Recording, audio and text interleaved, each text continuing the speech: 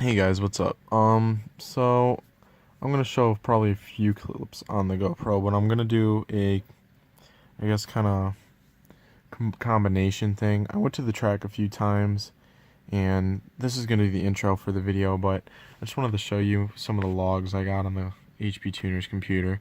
So this is from Super Summit, and this is, I believe, like the second last run, or somewhat like that. I'm not sure. I tried labeling them and I tried looking at them, but some of them were funky. I was having issues recording some stuff, so that day, of course, when I wanted to look at KR, and I've been trying to figure out how to get it, but apparently all you had to do is add it to this. It was much simpler than I thought. I was so confused on why it wasn't reading anything, but I finally got it to. Right now, as you can see, it's at 0 degrees. We're just pulling up to the line here, so I got in slow-mo. We're just going to go over it real quick. So I get up to the line eventually here. Alright, so I'm at the line, that's my launch speed. We're on the Mickey Thompsons, and we should be going soon. Like I said, I got in slow-mo, so it's not like I'm sitting here for 7 years at the line waiting for this thing to launch, but here we are, finally going. And this is first. Alright, we're at 4,000. It keeps going, it keeps going. Alright. Now I do realize that my shift points are higher. As you saw, it shifted at like 5750, something like that. That's because my shift points were raised slightly because of what I put in from the transmission tune that I copied from my dad's, because I do have a built transmission. I didn't raise the RPM shift points. I raised the speed shift points, because it'll shift based on speed. Right now it's at 48 miles an hour and it shifts around 50 because it takes a second. So it does go up a couple hundred RPMs, and while I know from my dyno video, I looked at my dyno sheet. I don't make power past like 5,000. It kind of drops off around there. I realize that, but I don't want it to shift into third because it's an extra shift, and third is really sluggish, and it doesn't seem to be hurting it horribly. I probably have some sort of valve float or something, but it should be okay right now. I mean, knock on wood. But so we're just gonna leave it at that right now. If you guys got any suggestions in the comments and stuff, but it's probably gonna be faster, even though I'm not making power, because third is not as good. All right, so here's second. Now what's weird is that in second, we got the same, load, RPM and stuff, and all of a sudden we see 2 degrees there.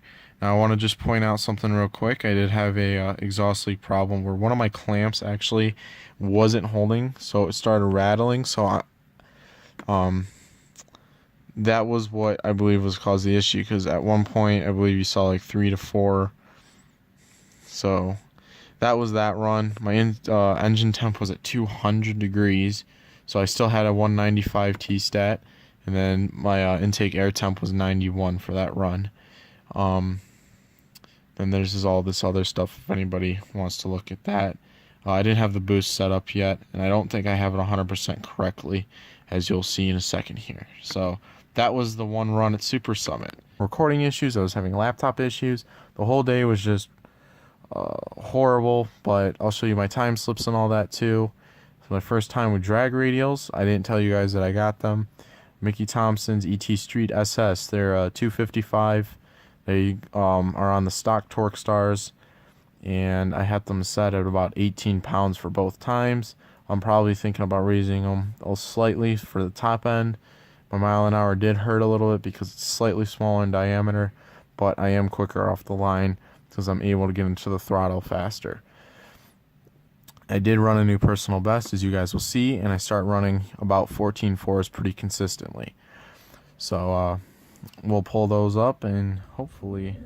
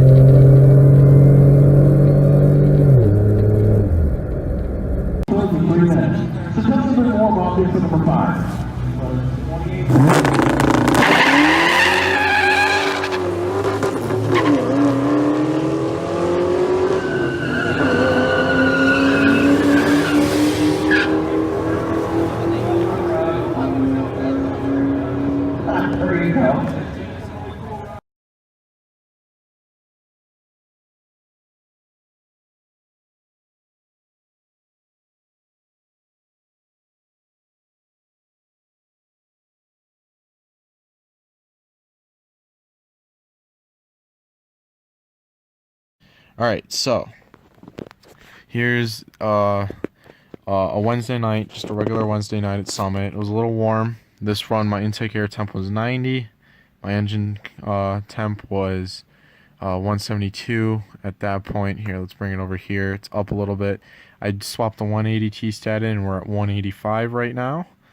And we're going to zoom in to when I pull up to the line. Alright, bring it back. Alright, I do have my boost working, or supposedly. I'm going to let you guys know what you think, but I'm thinking it's wrong because it reads really high at points. I have a 3.6 pulley. Any other modifications are in the description. But we're still in slow-mo. This is same thing as Super Summit, except I got that clamp fixed. So let's continue on. I do want to, real quick, at Super Summit, I was seeing actually a few degrees in first two. That one was actually probably one of the better ones. And the rattling kind of was on and off. But so here we are. I'm at the line. I'm launching from 2000. I let off, and as you see, my boost skyrockets. It's up there. It's at like 11 pounds, or almost 12. There's 12, 13. I don't really think that's right. My timing's 13, 14. We're at 14 degrees, and 1 degree pops in. It's actually not even a full. It's 0.8, 0.7, and then it kind of goes away by itself. Didn't really pull any timing. So this is second gear. We're at 13, 14 again. RPMs are going up.